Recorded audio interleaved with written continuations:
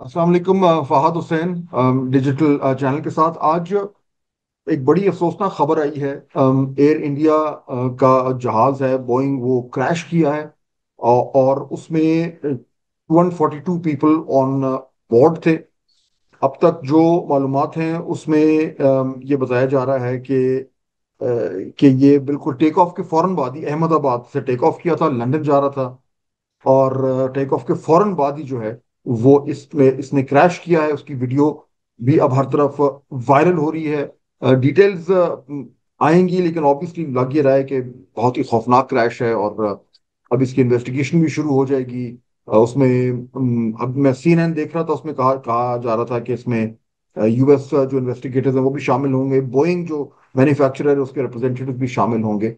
लेकिन इस पे थोड़ा डिटेल्स क्या है, और खास तौर पर जिस तरीके से अभी तक हमें नजर आ रहा है ये क्या हो सकता है, ये बड़ा इंपॉर्टेंट इशू है। और इसके अफसोसनाक खबर है। लेकिन इस पे फौरी तौर पर जो भी हमें एक्सपर्ट ओपिनियन और एनालिसिस मिले वो जरूरी है। और इसीलिए हमने एयर कोमोडोर खालिद चिश्ती को दावत दी, हमारे साथ ज्वाइन कर रहे हैं। और ये बहुत ही यूनिकली सूटेड हैं इस टॉपिक पे बात करने के लिए। एक तो ये पाकिस्तान एयरफोर्स के फॉर्मर फाइटर पायलट हैं, और उसके साथ साथ क्वालिफाइड हैं ये। इन्होंने फ्लाइट सेफ्टी कोर्स भी किया हुआ है, और उसके साथ साथ एक्सीडेंट इन्वेस्टिगेशन कोर्स। सो यानी uniquely qualified to talk about जो कुछ हमने अभी तक जो हमें नजर आ रहा है। खालिद चिश्ती साहब, अस्सलाम वालेकुम। जी वालेकुम सलाम जी। Thank you for having me बात। थैंक यू जी। एक तो ऑब्वियसली अफसोसनाक सूरत हाल है जहां भी इस तरह की क्रैश हो, इनोसेंट लाइव्स हैं वो लॉस्ट होती हैं। हर हवाले से अफसोस भी होता है और दुख भी होता है, और हम उसका इजहार भी कर रहे हैं। जो अभी तक आपको नजर आ रहा है, जो आपने पढ़ा है, और खासतौर पर जो वीडियो हमने देखी है, क्या इनिशियल आपका रिएक्शन क्या है? What could have happened? जी पहले तो मेरी तरफ से भी I like to offer my condolence to the families जो अफेक्टेड हैं। No doubt it's a tragedy, human tragedy, irrespective border के इस तरफ हो या उस तरफ हो, कहीं भी दुनिया में हो। पहली बात तो ये, जहां तक इस जहाज के बारे में मैं जानता हूं, और मैं एयरपोर्ट पे भी रहा हूं 4 साल जनरल मैनेजर, जो मैंने आपको नहीं बताया। लाहौर एयरपोर्ट पे तो I have an experience of sat. अच्छा, इसकी 787 कोई तकरीबन इसकी जहाज की इटसेल्फ लाइफ कोई 15 साल पुरानी है जब ये इंडक्ट हुआ था, सर्विस में आया था। और ये इंडिया के इस जो फ्लीट में इंडक्ट हुआ है, ये तकरीबन 11.5 साल पहले इंडक्ट हुआ था ये जहाज। और इंडिया के शुरू के उन मुल्कों में से था जिन्होंने 787 को इंडक्ट किया था। इंसिडेंटली 787 अभी तक सेफेस्ट इसका रिकॉर्ड है, zero accident in 15 year. Major accident की बात करूं, छोटे मोटे तो ज़ाहिर है होते रहते हैं। और इसके अंदर दो इंजन होते हैं। और जो एक, मैं आपको व्यूअर्स की आसानी के लिए बताता चलूं कि दोनों इंजन में से कोई एक इंजन भी काम कर रहा हो तो ये जहाज सिर्फ लैंड नहीं, टेक ऑफ भी कर सकता है in case of an emergency. Single single engine में भी कर सकता है। और बाकी तो इसकी इन्वेस्टिगेशन में पता लगेगा। ये दो टाइप के इंजन यूज करता है, एक रोल्स रॉयस का जो जापानीज एयरलाइन और दूसरे कुछ मुल्क वो यूज कर रहे हैं। इसमें ऑप्शन दी थी इस कंपनी ने। और जनरल इलेक्ट्रिक का इंजन इंडियंस यूज कर रहे हैं इस पे जो लगा हुआ है, जो प्रिज्यूमेबली अभी मुझे लग रहा है कि something do with the engine. पहली बात तो ये, जिस एयरपोर्ट पे जा रहा था ये, अहमदाबाद से गेटविक, ये हीथ्रो के बाद बिजिएस्ट एयरपोर्ट है लंदन, यूके का सबसे, ऑलमोस्ट 46 लाख के करीब शायद पैसेंजर हैंडल करता है, बट सब ह्यूज है वो रिस्पेक्टिव। इस वक्त जो देखने की बात ये है कि व्हाट हैपेंड, जो कंसर्न है मेरा वो ये है कि पायलट ने मेडे कॉल दी है। पायलट मेडे कॉल उस वक्त देता है जब उसको कि सिचुएशनल अवेयरनेस उसकी ठीक है, चीजें उसके नॉलेज में है, कंट्रोल में हो या ना हो, इस पार्ट टू। नॉलेज, जब वो मेडे कॉल भी नहीं देता और कोई एक्सीडेंट हो जाता है, उसका मतलब पॉसिबिलिटी ये होती है कि शायद विदाउट द पायलट नोइंग ये एक्सीडेंट हुआ है, शायद उसकी अवेयरनेस ही नहीं थी, या इतना अचानक हुआ है जैसे खुदा ना खास्ता ब्लास्ट हो जाए कॉकपिट में कोई, कि उसको टाइम ही ना मिले कोई कॉल देने का। तो उस सूरत में तो वो कॉल नहीं दे पाता। लेकिन अगर वो अपनी नजरों से देख रहा हो कि इंजन में कोई फॉल्ट हुआ है, और अगर वो मेडे कॉल दे दे, एक तो डिक्लेयर कर रहा है इमरजेंसी, और दूसरा वो हेल्प सीख कर रहा है अगर दी जा सके, डिपेंडेंट ऑन टाइम ऑब्वियसली। तो mayday call is an alarming thing. Apparently मैं जो जहाज को देख पाया हूँ वीडियो, दूर से बड़ा मुश्किल है कहना। एक फ्लैप्स होते हैं विंग के पीछे जो एक्स्ट्रा लिफ्ट जनरेट करते हैं। I am not jumping to the conclusion, but मुझे वो नजर नहीं आ रहा कि वो नीचे हो। टेक ऑफ के वक्त फ्लैप्स नीचे होते हैं to give extra lift to the aircraft. और इतना हम्म। बड़ा जहाज है, मैं ये बिल्कुल नहीं कह रहा कि अगर फ्लैप्स नहीं होंगे तो वो क्रैश कर जाएगा। लेकिन अगर इंजन लॉस हुआ है, थ्रस्ट है, वो येट टू फाइंड आउट, अभी क्लोजअप नहीं है, वो वीडियो बड़ी इतनी विविड नहीं है, तो I can not pass A comment. Even मेरा ख्याल है कि उसके फ्लैप्स का मुझे, लेकिन having said that, absolute should not constitute an accident और अ क्रैश, बिकॉज दोनों जहाज तो, दोनों इंजन तो गिव अप नहीं करते। एयर इंडिया के आज तक मेजर एक्सीडेंट चार हुए हैं आज तक। एक 1985 में हुआ था, फिर उसके बाद 2010 में हुआ था, फिर 2020 में भी हुआ है। इन चार एक्सीडेंट्स में से दो की बड़ी सीरियस डेथ्स हैं। एक में 215 के करीब डेथ्स हुई थी, एक 321 के करीब हुई थी, और ये ह्यूमन फैक्टर नहीं था। हिंदुस्तान का जो पहला हुआ था, वो एक ब्लास्ट हुआ था जिसके अंदर 300 के करीब गई थी, एक और एयर में प्रॉब्लम हुआ था, वो भी लॉस हुआ था। जो दो बाद वाली हैं, जो 2010 में और 2020 में, वो दोनों ह्यूमन फैक्टर था, और वो पायलट एरर थे दोनों के केस में, 2010 वाला भी जो था और 2020 वाला भी था। एक में ये हुआ था कि ये ओवररन कर गया था रनवे से, it landed late, that means जिसको हम कहते हैं हॉट लैंडिंग। हॉट लैंडिंग का मतलब है आपने ज्यादा रनवे पीछे छोड़ दिया लैंड करने से पहले, तो जाहिर है जो आगे रनवे आपको जहाज रोकने के लिए जितनी आपको लेंथ चाहिए होती है वो अवेलेबल नहीं थी, एंड इट ओवरशॉट लैंडिंग के वक्त। और ऑब्वियसली आगे वो थोड़ी सी क्रॉस करने के बाद, ऑल्दो रनवे के बाद एक प्रिपेयर्ड सरफेस होती है जिसमें जहाज रोका जा सके, लेकिन जिसको कहना चाहिए ना, एक बहुत बड़ी खाई थी और उसमें वो जाके गिरा था, जिसके अंदर अबाउट 166 पीपल डाइड, एंड बड़ा खतरनाक एक्सीडेंट था। एक और 737-800 का एक्सीडेंट हुआ था, जिसके अंदर स्किड कर गया था मानसून बारिशों की वजह से ये, और उसके अंदर भी काफी डेथ्स हुई थी हिंदुस्तान की। तो दो जो लेटेस्ट हैं 2010 और 2020 का भी ह्यूमन फैक्टर है। आई am not passing comment, but ये आई थॉट आपके व्यूअर्स को ये आइडिया हो कि सेफ्टी का हिंदुस्तान की एयरलाइन का या एयर इंडिया का रिकॉर्ड क्या है जी। अच्छा, अब इसमें एकदम टेक ऑफ के फौरन बाद क्रैश कर जाना जो कि बताया जा रहा है, जो नजर आ रहा है, ऑब्वियसली जब जहाज टेक ऑफ करता है तो उसकी पूरी लंबी चौड़ी प्रोटोकॉल लिस्ट होती है, आप क्या क्या चेक करते हैं क्या नहीं करते, उसके बाद आप टेक ऑफ करते हैं। तो एकदम विद इन सेकेंड्स और मिनट्स जो भी है आफ्टर टेक ऑफ ये क्रैश करना, ये कितना अनयूजुअल है, एंड इससे क्या समझ आ सकती है? देखिए फासब, मोस्ट जो मोस्ट क्रिटिकल दो फेजेस होते हैं ना फ्लाइट के किसी वक्त भी, वो दो ही होते हैं, एक टेक ऑफ होता है, एक लैंडिंग होता है। Landing is the most tricky, because इतने टनेज आपने, ऑब्वियसली हंड्रेड्स ऑफ टन आपने जमीन को टच कराना होता है in controlled environment. If it is uncontrolled environment वो क्रैश कहलाता है, सिंपल बात। अगर लैंडिंग हुआ तो लैंडिंग तो सबसे ट्रिकी होती है, जिसके अंदर अलर्टनेस, लेकिन टेक ऑफ भी उतना क्रिटिकल होता है। वाई? बिकॉज आपके पास इंजन की थ्रस्ट जरूर होती है, लेकिन आपके पास हाइट आपकी फेवर में नहीं होती, आपकी स्पीड बड़ी कम होती है। इसकी स्पीड मुझे ऐसा लगता है तकरीबन इस वक्त टेक ऑफ के ऊपर 350 किलोमीटर करीब होनी चाहिए एयरलाइन की, जो मेरी स्टडी और बैकग्राउंड नॉलेज की वजह से। और इस स्पीड के ऊपर इट्स अबाउट 45 to 50 सेकेंड, जो मैं एस्टिमेट लगा रहा था वीडियो देख के, तो वो तकरीबन अगर इस स्पीड पे टेक ऑफ करके जा रहा है तो 350 किलोमीटर की स्पीड से उसने हार्डली 700 to 800 फीट जमीन से ऊपर गया। और अगर 700 to 800, उस वक्त मैं कह रहा हूं अगर दोनों इंजन काम कर रहे हों तो, अगर कोई इंजन दोनों निकल गए हैं कि मतलब काम करना छोड़ गए हैं, तो और ज्यादा कम हाइट होगी, 700-800 भी शायद ना हो। तो पॉसिबिलिटी तो वेरी वेरी अलाउड। ये होता नहीं है आमतौर पर एयरलाइंस में कि दोनों engine so critical, so crucial to the ground, और जिसके अंदर मैंने जैसे अर्ज किया कि इतना पायलट का रिएक्शन टाइम भी नहीं होता टू, अगर ऑल्टीट्यूड ज्यादा हो तो obviously pilot can react, announce, take help, और go for an emergency option जो भी अवेलेबल होती है, या किसी और रनवे पे डाइवर्ट कर दे। बट टेक ऑफ और लैंडिंग बहुत ही क्रिटिकल होती है ऑल ओवर, चाहे वो फाइटर जहाज हो, सिविल एयरलाइनर्स के हो, कोई भी हो, छोटे से छोटा जहाज हो। This is the most crucial stage, particularly जैसे मैंने अर्ज किया कि लैंडिंग और टेक ऑफ जो है, दो दो ऑप्शन बड़ी सुवेर होती हैं इसके अंदर। The alertness level should be high, ये एयरक्राफ्ट की फिटनेस बहुत हाई होनी चाहिए, और ऑब्वियसली चीजें जैसे मैंने कहा, वेदर है, विंड है, और एयरक्राफ्ट की परफॉर्मेंस है, ये आपके कंट्रोल में होनी चाहिए। Only then you can land safely और टेक ऑफ सेफली। अब जब जब इसकी प्रॉपर इन्वेस्टिगेशन शुरू होगी इस तरह के क्रैश की, तो वो कैसे होगी? इन्वेस्टिगेटर्स क्या करेंगे? How will that proceed? देखिए आजकल इतनी टेक्नोलॉजी एडवांस हो गई है, और जो मैंने भी एक्सीडेंट इन्वेस्टिगेशन एयरफोर्स की तरफ से किया था, उसके अंदर हमें सिखाया, दो तरीके से बताया जाता है एक्सीडेंट को प्रोसीड करने का। एक वो होता है कि आपने हवा में क्या क्या एबनॉर्मलिटी थी जो ब्लैक बॉक्स से पता लगती है, ये जब इसकी रिकॉर्डिंग निकलेगी, उसमें डाटा होता है कि किस engine parameters, oil pressure, cockpit के अंदर कन्वर्सेशन सारी की सारी उसमें आ जाती है। उसका ये फायदा होता है कि यू एग्जैक्टली नो, पायलट्स आपस में, बेशक उसने radio call air traffic control को एक ही दी हो, मेडे मेडे की सिर्फ, और पायलट आपस में क्या कम्युनिकेट कर रहे होते हैं वो भी उसमें रिकॉर्डेड होता है। इंजन के मुख्तलिफ पैरामीटर्स, जो वाइटल पैरामीटर्स होते हैं, थ्रस्ट है, इंजन है, आरपीएम है, टेम्परेचर है, और थ्रस्ट है, वो सारी चीजें रिकॉर्डेड होती हैं। तो वो तो प्रिजर्व हो जाती हैं। उसके बाद ये देखा जाता है कि आया ये जहाज की कोई इमरजेंसी हवा में हुई थी या क्रैश हुआ। इवन इन्वेस्टिगेशन इतनी सोफिस्टिकेटेड हो गई है आजकल, और जो लेबोरेटरी टेस्ट इतने साइंटिफिक हो चुके हैं कि आपको ये भी पता चल जाता है कि ये जो आग लगी है, जैसे ये गिरा है एक स्टूडेंट्स के हॉस्टल पे गिरा है, तो एक्सीडेंट इन्वेस्टिगर ये भी जान लेते हैं कि ये जो आग है ये क्रैश होने के बाद जमीन से इम्पैक्ट की फायर है, या ये हवा में लग चुकी थी फायर, पहले से लगी हुई थी और ये जहाज क्रैश किया। तो आपको तो आग की कौन सी कैटेगरी है वो भी पता लग जाता है आजकल इन्वेस्टिगेशन।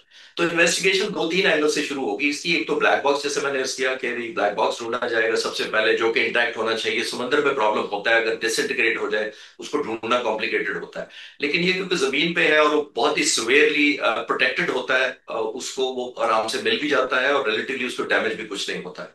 तो वो डीकोडिंग में टाइम लगता है, इसमें कोई शक नहीं है कि ये रेडी नहीं है कि कल ब्लैक बॉक्स मिलेगा तो परसों हमें सारा डाटा मिल जाएगा, ऐसा नहीं होता। Hmm. It takes hmm. Weeks, because इसको स्पेशल डाटा एनालिसिस के बाद भेजा जाता है। दे फाइंड आउट कि क्या क्या पैरामीटर थे। जब वो पैरामीटर मिलते हैं तो एक किस्म की रिवर्स इंजीनियरिंग की जाती है। इन्वेस्टिगेटर्स पे उसको देखते हैं कि ये अल्टीमीटर कैसा था, इंजन कैसे काम कर रहे थे, पायलट की आपस में कम्युनिकेशन कितनी थी, और पायलट को कितनी वार्निंग मिली टू रिएक्ट टू दैट। और फिर ये ब्लेम किया जाता है, चाहे वो टेक्निकल साइड को ब्लेम किया जाए, मेंटेनेंस को ब्लेम किया जाए, या ह्यूमन फैक्टर को ब्लेम किया जाए, ये उसके बाद शुरू होता तो जिस तरह की जिस लेवल की इन्वेस्टिगेशंस की आप बात कर रहे हैं और जो टेक्नोलॉजी आ चुकी है और जो एक्सपर्टीज आ चुकी है, उसमें फिर इस बात का इम्कान तो कम ही है कि वो फाइनल कंक्लूजन तक ना पहुंचे कि एग्जैक्टली क्या हुआ है। इन्वेस्टिगेशन जो है वो फाइंड आउट कर लेती है मोर और लेस एग्जैक्टली कि क्या हुआ है।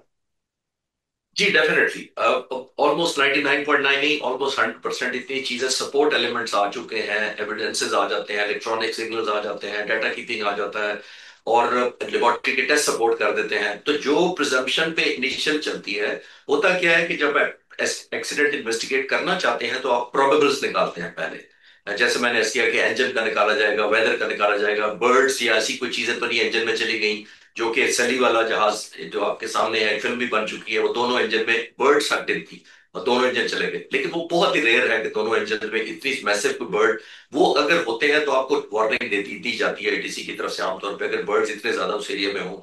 और छोटे मोटे बर्ड से इंजन नहीं जाता, और दोनों तो बिल्कुल नहीं, बहुत ही रेयर है कि अगर कितने फ्लॉक ऑफ बर्ड्स आ जाए। तो जैसे मैंने कहा कि फिर इन्वेस्टिगेटिंग टीम ये देखती है कि ये मैंने human factor, technical hmm. Engine हो, वेदर फिनोमेना, या समथिंग अनफोर्सीन। तो फिर हाइपोथेसिस बनाते हैं वो, like means option one, option two, option three, option four. फिर वो फोकस करना शुरू करते हैं, जो जो आपको इनपुट आती जाती है। हम्म। मुख्तलिफ सेंसर्स की, लेबोरेटरी का टेस्ट आ जाएगा, ब्लैक बॉक्स आ जाएगा, कोई और इन्वेस्टिगेशन आ जाएगी, तब तब आपको श्योर होना शुरू हो जाता है कि ऑप्शन टू मेरी सबसे सिवियर लग रही है। And then you start to probe into it and keep reconfirming कि उसी आपके हाइपोथेसिस को या assumption को सपोर्ट कर रहा है डाटा या नहीं कर रहा। एंड ऑब्वियसली पायलट्स, अगर कोई सर्वाइवर है तो वो भी बहुत बड़ा फैक्टर होता है, वो भी येट टू बी सीन कि अगर कोई सर्वाइव किया कि नहीं किया। लेकिन जब भी ये इस तरह के क्रैशेस होते हैं, तो हमेशा ही सवाल उठता है कि जी एयर ट्रैवल सेफ्टी, कहा तो ये जाता है कि जी विद टाइम जो है वो एयर ट्रैवल बहुत ज्यादा सेफ होता जा रहा है। लेकिन ऑब्वियसली इस तरह का जब क्रैश होता है तो उस न सिर्फ उस मुल्क में बल्कि पूरी दुनिया में एक एक पैनिक तो मैं नहीं कहूंगा, लेकिन एक कंसर्न तो जरूर आता है कि एयर सेफ्टी जो है वो क्या कॉम्प्रोमाइज होती जा रही है। So where do we stand on that? देखिए, आपको सुनकर शायद हैरत होगी कि दुनिया में आज भी सबसे जो सेफेस्ट ट्रेवल है वो एयर है। मैं डाटा साबित कर देता हूँ। दुनिया में ऑलमोस्ट मोटरसाइकिलों के जो डेथ होती हैं 1 मिलियन किलोमीटर के बाद, तकरीबन 3000 के करीब एवरेज होती हैं, अगर 1 मिलियन पर ट्रेवल बाइस करते हैं। कारों पे तकरीबन 230 के करीब एक्सीडेंट्स होते हैं जब 1 मिलियन अगर कार ट्रेवल करे।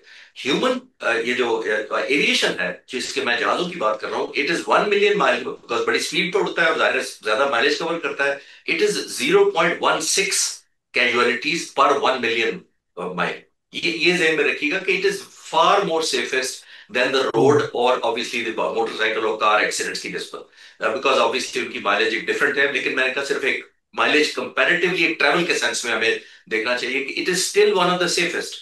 और over the period of time, 50s में 60s में जब एविएशन इतनी अच्छी नहीं थी, एक्सीडेंट बहुत सारा होते थे, ह्यूमन फैक्टर की वजह से बहुत ज्यादा होते थे। अब वो ह्यूमन फैक्टर अभी भी आज भी है परसेंटेज, एक्सीडेंट्स बहुत कम हो गए हैं निस्बतन एज कम्पेयर टू 50s और 60s के मुकाबले में। लेकिन ये ध्यान में रखिएगा कि इंसान क्योंकि वही चला रहा है जो 50 साल पहले चला रहा था, तो ऑलमोस्ट 75 to 80% अभी भी ह्यूमन फैक्टर होता है, चाहे वो ग्राउंड का कोई क्रू का हो या पायलट का हो। जरूरी नहीं मैं कह रहा कि human factor always means pilot. हो सकता है बाद में इंजीनियर्स को चीज लगाना भूल गए हैं, कोई कप नहीं लगाया, कोई कैप क्लोज नहीं किया है, कोई जॉइंट सही सील नहीं किया तो लीकेज हो गई। तो ये बहुत सारे एलिमेंट्स होते हैं जिसके अंदर आप ये कंक्लूड कर पाते हैं कि ये ह्यूमन फैक्टर अभी भी predominantly is the major percentage overall अगर देखा जाए सिर्फ। बोइंग का जहाज था, from their point of view ये कितना बड़ा सेटबैक है और उसमें इनकी जिम्मेदारी क्या आती है? देखिए बोइंग का तो बयान आ भी गया। बोइंग कंपनी ने एक रिलीज किया, बड़ा छोटा सा क्रिस्प बयान दिया। उन्होंने कहा we are mindful of the accident that has happened and we are watching it. Obviously it is this is what they could do. इतने 1 2 घंटे के अंदर या 3 घंटे के अंदर हम्म। वो यही बयान दे सकते थे।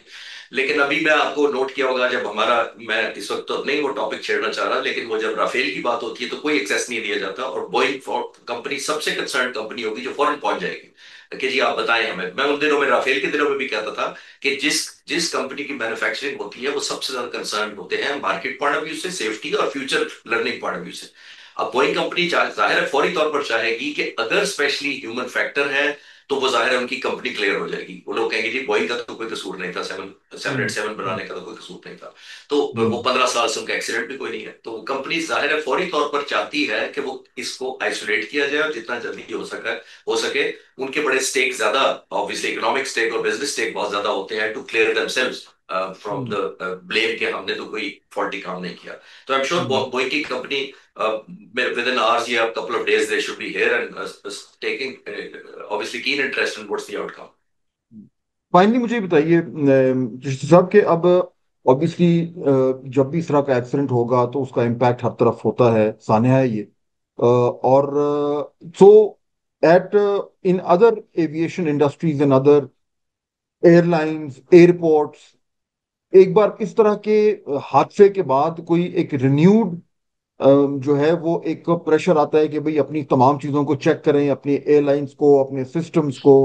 क्या इम्पैक्ट होगा? And specifically let's assume Pakistan हमारे हमसाए में ही हुआ है। पाकिस्तान में एविएशन में इस वक्त आज के दिन क्या होगा? का ये होता है फाज साहब कि देखिए अगर तो वेरी विजिबल फॉल्ट नजर आ जाए, वेरी विजिबल, फॉर एग्जांपल आपको ये पता लग जाए कि इंजन पायलट अनाउंस कर देता कि मेरे दोनों इंजन, अगर अनाउंस कर देता अज्यूमिंगली, मैं सिर्फ एक डिस्कशन के पॉइंट से कर रहा हूँ, अगर पायलट कहता जी मेरे दोनों इंजन सीज हो गए या मेरे फ्यूल स्टार्वेशन हो गई है, जिसका मतलब है कि मेरे इंजन को फ्यूल नहीं जा रहा, अगर वो फ्यूल मेरे इंजन को सप्लाई नहीं जा रही, तो फिर ये सारा बोइंग फ्लीट 787 ग्राउंड हो जाना था। क्योंकि जाहिर है उन्होंने सबसे पहले ये देखना था कि ये क्यों फ्यूल नहीं गया और कौन कौन सी कहीं हम जो 787 उड़ा रहे हैं, हमारा तो नहीं ऐसा कोई फ्यूल सप्लाई का कोई इशू, ये कंपनी की तरफ से कोई मेंटेनेंस या इंजीनियरिंग फॉल्ट तो नहीं रह गया जिसकी वजह से फ्यूल नहीं गया जेट्स को, ये वोटेवर। लेकिन क्योंकि पायलट ने अनाउंस कुछ नहीं किया, तो इस वक्त प्रिकॉशनरी तो सब कुछ होगा। 787 को एक एहतियातन ज्यादा डबल इंस्पेक्शन की जाएंगी, सुपरवाइजरी लेवल रेज कर दिया जाएगा, क्रॉस चेक बढ़ा दिए जाएंगे बोइंग के, जो बोइंग कंपनियां जो एयरलाइन उड़ा रही हैं। लेकिन ग्राउंड नहीं होगा कोई भी, एविएशन विल कंटिन्यू। उस सूरत में मैं ग्राउंड एक्सपेक्ट कर रहा था अगर वो पायलट कोई ऐसी शॉकिंग किस्म की अनाउंसमेंट कर देता रेडियो के ऊपर कि this is what has happened to my aircraft, फिर हम्म। डेफिनेटली फिर सारी एयरलाइन को इन्वर्ट देखना पड़ता। बल्कि बोइंग बाज दफा आपको एडवाइजरी नोट इशू कर देती है उस सूरत में। हम्म। वो कहती है we advise you till the time we come and rectify and see cross check and this you should not hmm. Fly this aircraft. वो उस सूरत में हम्म। होता है पॉसिबिलिटी, बट हम्म। नॉट जब तक कंफर्म ना हो कि ऑब्वियसली वेरी विजिबल कौन सी वजह हुई है। बिल्कुल। वेरी सैड, बड़ी अफसोसनाक वाकया है वाकई में, जहां भी हो, रिगार्डलेस ऑफ द फैक्ट के हमारे हमसाए मुल्क में हुआ है, और लॉस ऑफ ह्यूमन लाइफ हुई है, तो obviously we are all very sad at that. But again I think important चीज है कि इससे क्लियर कट निकले कि हुआ क्या है, कैसे हुआ है। और बल्कि फाइनली मुझे जाने से पहले बता दें कि इसमें नॉर्मली इस तरह की इन्वेस्टिगेशन में टाइम कितना लगता है? देखिए एक है नेशनल ट्रांसपोर्ट सेफ्टी बोर्ड है, हम्म। एनटीएस। ये इंटरनेशनल एक सेफ्टी बोर्ड है जो फॉरेन एक्शन में भी आता है, उसकी हेल्प भी ली जाती है, वो खुद भी आपको एक्सटेंड करते हैं। वो आपको लेबोरेटरी टेस्ट और बाकी टेस्ट वगैरह करने में भी हेल्प करते हैं, ब्लैक बॉक्स रीडिंग में भी हेल्प करते हैं। ये एक इंटरनेशनल फिनोमेना है जिसके अंदर ह्यूमैनिटेरियन ग्राउंड पे एक किस्म का इंटरनेशनल कोऑपरेशन होता है। बट जनरली अगर बहुत विजिबल रीजन ना हो तो 6 महीने, बट अगर विजिबल ऑब्वियस हो जाए, जैसे मैंने कहा कि रेडियो कॉल अगर हो जाती कोई, वो जल्दी पहुंच जाते हैं, तो 3 to 6 months आई फोर्स इतना लग जाता है to to pinpoint and conclude the inquiry. India की जो एविएशन इंडस्ट्री है उस पर इमीडिएटली कोई इम्पैक्ट होगा इसका, अदर देन दी शॉक जो जो हुआ है टू सिस्टम? आई थिंक देखिए ये तो नेचुरल है, पैसेंजर ट्रस्ट बड़ा बहुत ज्यादा डैमेज हो सकता है, बिकॉज 53 तो उसके अंदर ब्रिटिशर्स थे इसके अंदर, और बाकी नेशनल भी थे ऑब्वियसली, मेजर 242 में से 53 ब्रिटिशर्स थे और बहुत सारे थे। तो एक shock can lead to obviously a breach of trust भी खराब होता है लोगों का इमीडिएटली, कि एयर इंडिया का जब नाम आएगा तो लोग कहेंगे नहीं यार मैंने अगर ट्रैवल करना तो आई कैंसिल इट। और ये वो होता है, ऑल्दो इसका उस रियलिटी ग्राउंड रियलिटी से कोई ताल्लुक नहीं होता, बट एक साइकोलॉजिकल एक ह्यूमन के अंदर एक कंफर्ट जोन में रहने की होती है, कि अगर एक एयरलाइन हम्म। का एक्सीडेंट हुआ है या एक 787 का एक्सीडेंट हुआ है, तो आप सोचे इस वक्त जो 787 उड़ने वाले जो जो इस दुनिया में मुख्तलिफ जगह उड़ रहे होंगे, अगर उनको बताया जाए कि एक जहाज क्रैश कर गया तो they will be very suspicious about it, कि हमारा सेफ्टी लैंड करेगा, और इस वक्त जो जहाज में बैठ के टेक ऑफ करने वाले होंगे they will be very scared. Overall on the aircraft, aircraft पे भी हम्म। पड़ेगा 787 पे भी, और साइकोलॉजिकली हम्म। जाहिर है एयर इंडिया पर भी पड़ेगा सही अनफॉर्चुनेटली। है। एयर कोमोडोर खालिद चिश्ती साहब, बहुत शुक्रिया फॉर योर एक्सपर्ट कमेंट्स। बहुत बहुत आपकी नॉलेज भी है माशाल्लाह, और आपने शेयर किया, very important for all of us. Thank you once again. Thank you for inviting.